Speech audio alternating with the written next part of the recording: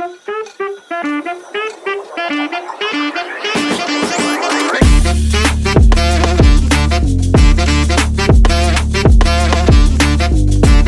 পর্যায়ে আমি খুবই গুরুত্বপূর্ণ একটি কনসেপ্ট নিয়ে আলোচনা করব, যেটি কিনা হচ্ছে কনস্ট্রাক্টর। তো ইতিমধ্যে আমরা যে কাজটা করেছি, আমাদের অবজেক্টকে ইনিশিয়ালাইজ করার জন্য, অর্থাৎ অবজেক্টের যে মেম্বার্সগুলো রয়েছে এখানে নেম, এজ, তাদেরকে ইনিশিয়ালাইজ বা তাদেরকে ভ্যালু দেওয়ার জন্য আমরা কি করেছিলাম, এক্সট্রা একটি মেথড তৈরি করেছিলাম সেট ভ্যালু নামে, এবং সেই মেথডের মাধ্যমে আমরা অবজেক্টের মেম্বারগুলোকে বা প্রপার্টিগুলোকে ভ্যালু দিতে সক্ষম হয়েছি, অর্থাৎ ইনিশিয়ালাইজ করতে সক্ষম হয়েছি।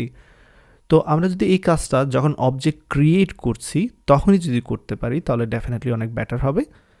এক্সট্রা আরেকটি মেথডের সাহায্য যদি না নেওয়ার প্রয়োজন হয় এবং এক্সট্রা একটা মেথডকে যদি কল দেওয়ার প্রয়োজন না হয়, ডেফিনেটলি এটা বেটার হবে। তো এই কাজটি আমরা করতে পারবো কনস্ট্রাক্টরের মাধ্যমে। কনস্ট্রাক্টর কি সেটা আমরা একটু বোঝার চেষ্টা করি। কনস্ট্রাক্টর হচ্ছে একটি মেথড। সো কনস্ট্রাক্টর হচ্ছে একটি মেথড। আমরা মেথড তো তৈরি করেছি এখানে, বাট এটা কনস্ট্রাক্টর না। কনস্ট্রাক্টর হওয়ার জন্য কিছু বৈশিষ্ট্য থাকা লাগবে। প্রথমে হচ্ছে মেথডের নামটা এক্স্যাক্টলি ক্লাসের নাম অনুযায়ী হওয়া লাগবে। তো আমাদের এইখানে যে ক্লাসটা রয়েছে, যে ক্লাসের মধ্যে আমরা আছি, সেই ক্লাসের নাম হচ্ছে পারসন। সো আমরা যেই মেথডটা তৈরি করব সেটা হচ্ছে পারসন নামে একটি মেথড তৈরি করব। অ্যান্ড দেন অবশ্যই তার এখানে অ্যাক্সেস মডিফায়ার দেওয়া লাগবে। আমরা এখানে অ্যাক্সেস মডিফায়ার দিচ্ছি পাবলিক অ্যাক্সেস মডিফায়ার। তো এখানে পারসন নামে আমাদের অলরেডি ক্লাস ছিল, এক্স্যাক্টলি সেম নামে একটি মেথড তৈরি করেছি, সুতরাং এটা হচ্ছে একটা কনস্ট্রাক্টর। বাই ডিফল্ট আপনি যখনই অবজেক্ট তৈরি করেন তখনই আসলে একটি ডিফল্ট কনস্ট্রাক্টর এখানে থাকে, যেটা দেখতে পাচ্ছেন প্যারামিটার ছাড়া যে কনস্ট্রাক্টর রয়েছে সেটা হচ্ছে ডিফল্ট কনস্ট্রাক্টর। তো এই ডিফল্ট কনস্ট্রাক্টর অটোমেটিক্যালি কল হয়ে থাকে কনস্ট্রাক্টরের বেলায়। তাহলে আরেকটা বৈশিষ্ট্য এখানে আপনারা লক্ষ্য রাখবেন। প্রথমে হচ্ছে কনস্ট্রাক্টরের নাম ক্লাসের নাম অনুযায়ী হওয়া লাগবে। কনস্ট্রাক্টরে কোনো রিটার্ন টাইপ এখানে থাকবে না নর্মালি। কনস্ট্রাক্টর হচ্ছে একটা স্পেশাল মেথড, যেটা কি করে আমাদের অবজেক্টকে ইনিশিয়ালাইজ করতে সাহায্য করে। অর্থাৎ আমরা চাইলে এইখানেই ভ্যালু পাস করতে পারবো অবজেক্টের প্রপার্টিসগুলোর জন্য, অর্থাৎ যে ভেরিয়েবলসগুলো রয়েছে সেগুলোকে চাইলে আমরা এখান থেকেই অ্যাসাইন করতে পারবো। তো ধরা যাক এখানে যে জিনিসগুলো দেখতে পাচ্ছেন আপনারা, আমি এখান থেকে যদি এটা সরিয়ে দিই অথবা এটাকে কমেন্ট করে দিচ্ছি এ পর্যায়ে, আমরা জানি যে কনস্ট্রাক্টর হচ্ছে একটি মেথড যাকে কল দেওয়ার প্রয়োজন হয় না। নর্মাল যে মেথডগুলো সেগুলোকে কিন্তু কল দেওয়ার প্রয়োজন হয়, এবং নর্মাল মেথডগুলোর ক্ষেত্রে দেখেছেন এখান থেকে কল দিয়েছি, যেমন এখান থেকে একটি মেথডকে কল দিচ্ছি। নর্মাল মেথডের বেলায় কল দিতে হবে, কিন্তু কনস্ট্রাক্টর বেলায় কল দিতে হবে না। যখনই আপনি ব্যবহার করছেন, এখানে অবজেক্ট ক্রিয়েট করছেন, সাথে সাথে কিন্তু কনস্ট্রাক্টর কল হয়ে যাবে। তো এই যে প্যারেন্থেসিস রয়েছে এখানে, যেহেতু কোনো প্যারামিটার নেই, সুতরাং এটা কি করবে, যদি কোনো ডিফল্ট কনস্ট্রাক্টর থাকে প্যারামিটার ছাড়া, তাকে অটোমেটিক্যালি কল দিবে। তো সেটা বোঝানোর জন্য আমি যেটা কাজ করতে পারি, এখানে আমি আপনাদের বোঝানোর জন্য একটি কনসোল দিয়ে দিচ্ছি। কনসোল ডট রাইট লাইনের মাধ্যমে আই এম ডিফল্ট কনস্ট্রাক্টর সেটা দিয়ে দিচ্ছি, এবং এই কোডটা যদি আমি রান করি এ পর্যায়ে দেখা যাক কী হচ্ছে। প্রোগ্রামটা রান করার চেষ্টা করছি, এবং এখানে দেখতে পাচ্ছেন আই এম ডিফল্ট কনস্ট্রাক্টর দেখাচ্ছে। তো এটা কিভাবে কাজ করছে, আমরা এখানে যে মেথডটা সেটাকে তো কল দেইনি। এই মেথডটা কিভাবে কল হচ্ছে, যখন আমরা অবজেক্ট তৈরি করেছি অটোমেটিক্যালি সেই মেথডটা এখান থেকে কল হয়ে যাবে, কারণ সেটা হচ্ছে কনস্ট্রাক্টর। কনস্ট্রাক্টর হচ্ছে স্পেশাল মেথড যার সাহায্যে অবজেক্টকে ইনিশিয়ালাইজ করতে পারি বা অবজেক্টের ভ্যালু ইনিশিয়ালাইজ করতে পারি, এবং সেটা অটোমেটিক্যালি কল হবে। এটা হচ্ছে অনেক বড় একটা অ্যাডভান্টেজ। অবজেক্ট ক্রিয়েট করার সময় সেটা কল হবে। তো এখন চাইলে আমরা এই কনস্ট্রাক্টরের মধ্যে আমাদের যেই ক্লাস মেম্বারগুলো ছিল সেগুলোর ভ্যালু আমরা অ্যাসাইন করতে পারতাম। ফর অ্যান এক্সাম্পল এখানে আমি বলে দিতে পারতাম name Anisul Islam, and then আমি এখানে এইজ দিতে পারতাম 33। তো এবার আমি সেট ভ্যালুটা সরিয়ে নিচ্ছি এখান থেকে এটার কাজ শেষ। কনস্ট্রাক্টরের মধ্যে ক্লাস মেম্বারগুলো, ক্লাসের যে ফিল্ডগুলো সেগুলোকে আমরা কি করেছি, একটা ভ্যালু ইনিশিয়ালাইজ করেছি। তো এই ক্ষেত্রে আমার এই P2 এটার দরকার নেই, এটাও সরিয়ে নিচ্ছি, এখান থেকে এটাও সরিয়ে নিচ্ছি। তো এবার খুবই ইম্পর্টেন্ট বিষয়, খুবই মনোযোগ সহকারে বিষয়টা বোঝার চেষ্টা করবেন। কনস্ট্রাক্টরের বেলায় আমি একটা জিনিস অনেকবার রিপিট করি, বোঝানোর চেষ্টা করি, যাতে করে কনসেপ্টটা একেবারে ক্লিয়ার হয়ে যায়, আপনাদের মাথায় ঢুকে যায়।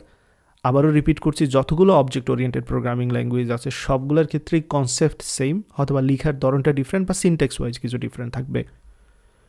তো এখানে যখনই আপনি একটা অবজেক্ট তৈরি করেছেন P1 নামে, অবজেক্ট তৈরি করার সাথে সাথেই এটা হচ্ছে বোঝাচ্ছে যে একটা এমটি কনস্ট্রাক্টর বোঝাচ্ছে বা যে এমন একটা কনস্ট্রাক্টর বোঝাচ্ছে যেটা প্যারামিটার নেই। তো এরকম কনস্ট্রাক্টর কিন্তু আমাদের আছে প্যারামিটার ছাড়া, সাথে সাথে এটা কল হয়ে যাবে যখনই আপনি এই লাইনটা ডিফাইন করেছেন। সুতরাং P1 এর জন্য নেম এবং এইজ এটা সেট করা হয়ে গেছে। এবার আপনি যখন P1 ডট ডিসপ্লে ইনফো দিয়েছেন, P1 এর যে নেম এবং এইজ সেট করা হয়েছিল সেটা এখান থেকে প্রিন্ট করে দেখাবে। Same goes for this one. এক্ষেত্রেও আমরা একই কাজ করছি। P2 যখন আমি অবজেক্ট তৈরি করছি, সাথে সাথে ডিফল্ট কনস্ট্রাক্টর কল হচ্ছে। P2 জন্য নেম এবং এইজ এই দুটো জিনিস অ্যাসাইন করা হয়ে গেছে মেমোরিতে। এবার যখনই আপনি P2 ডট ডিসপ্লে ইনফো দিয়েছেন, সাথে সাথে P2 নেম এবং এইজ এখানে প্রিন্ট করে দেখাবে। তো কোডটা রান করে দেখাচ্ছি এখানে, এবং আপনারা দেখবেন উভয় ক্ষেত্রেই কিন্তু আমরা সেম নাম এবং এইজ পাচ্ছি, কারণ আমাদের ডিফল্ট কনস্ট্রাক্টরে আমরা স্ট্যাটিক্যালি ভ্যালুগুলো অ্যাসাইন করেছি। তো নর্মালি আমরা ডিফল্ট কনস্ট্রাক্টর এরকম ব্যবহার করে আমাদের কাজগুলোকে আসলে এখানে ডাইনামিক করতে পারবো না, কারণ আমরা যতগুলো অবজেক্ট তৈরি করি না কেন সবার ক্ষেত্রে একই ভ্যালু এখানে অ্যাসাইন করা হচ্ছে। আমরা যে কাজটা করতে চাই সেটা হচ্ছে যখনই আমরা এখানে অবজেক্ট তৈরি করি ঠিক তখনই আমাদের যে ক্লাসে যে ফিল্ডগুলো রয়েছে সেগুলোর জন্য আমরা ভ্যালু প্রোভাইড করতে চাই, অর্থাৎ নেম এবং এইজ এখানে প্রোভাইড করতে চাই। তো ঠিক তেমনটাই করব। এখানে আমরা নেম প্রিন্ট করতে পারি চাইলে কোনো একজন ব্যক্তির জন্য, এবং চাইলে সেই ব্যক্তির জন্য আরও প্যারামিটার পাস করতে পারি। এখানে 32 পাস করছি। দেন এইখানে আমি কোনো একজন ব্যক্তির নাম পাস করলাম নুসরাত জাহান, এবং তার এইজ এখানে আমি পাস করলাম 21। তো এবার আমরা প্যারামিটারাইজ কনস্ট্রাক্টর ব্যবহার করছি। একটা ক্লাসে ডিফল্ট কনস্ট্রাক্টর থাকতে পারে, একটা ক্লাসে প্যারামিটারাইজ কনস্ট্রাক্টর থাকতে পারে।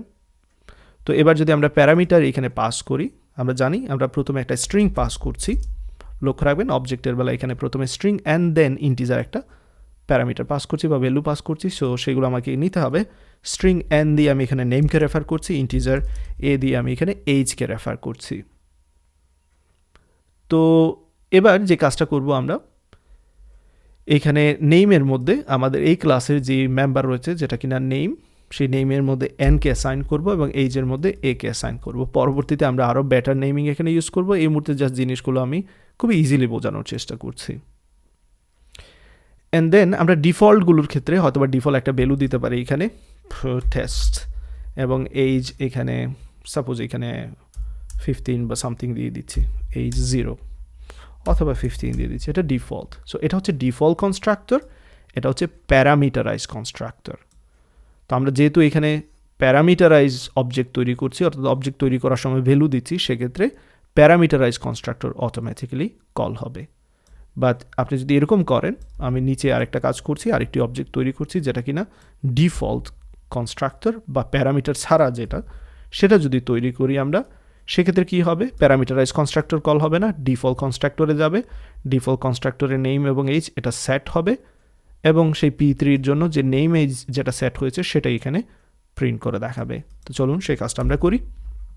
আমরা যদি এই প্রোগ্রামটাকে রান করি, লক্ষ্য রাখবেন এইখানে দেখতে পাচ্ছেন নেম আনিসুল ইসলাম, এইজ 32 দেখাচ্ছে P1 এর জন্য, P2 জন্য নুসরাত জাহান, এইজ 21 দেখাচ্ছে, এবং P3 এর জন্য নেম দেখাচ্ছে টেস্ট, এইজ দেখাচ্ছে 15। কারণ P3 যখন আমরা তৈরি করি কোনো প্যারামিটারাইজ কনস্ট্রাক্টর ইউজ করিনি, আমরা ডিফল্ট অর্থাৎ প্যারামিটার ছাড়া যে কনস্ট্রাক্টর সেটা ইউজ করেছি, এবং সেটার ভ্যালু সেট করার পর আমরা সেটাকে প্রিন্ট করার চেষ্টা করেছি। সো এক্স্যাক্টলি যে ভ্যালু সেট করেছি সেটা এখানে প্রিন্ট করে দেখাচ্ছে। তাহলে আশা করি কনস্ট্রাক্টরের উদ্দেশ্যটা বুঝতে পেরেছেন। কনস্ট্রাক্টরের সাহায্যে কোনো একটা অবজেক্টকে যখন ডিক্লেয়ার বা তৈরি করা হয় তখনই ইনিশিয়ালাইজ করা যায়, অর্থাৎ সেই অবজেক্টের মেম্বারগুলোর জন্য বা প্রপার্টির জন্য ভ্যালু আপনি অ্যাসাইন করতে পারবেন। কনস্ট্রাক্টরের সবচেয়ে বড় সুবিধা যেটা, সেটা হচ্ছে অন্য যে এই মেথডগুলো আছে যেগুলো আমাদের কল দেওয়ার প্রয়োজন হয়, কিন্তু কনস্ট্রাক্টর যখন আপনি অবজেক্ট তৈরি করবেন সাথে সাথেই কল হয়ে যায়, সেটাকে আলাদা করে কল দেওয়ার প্রয়োজন হয় না।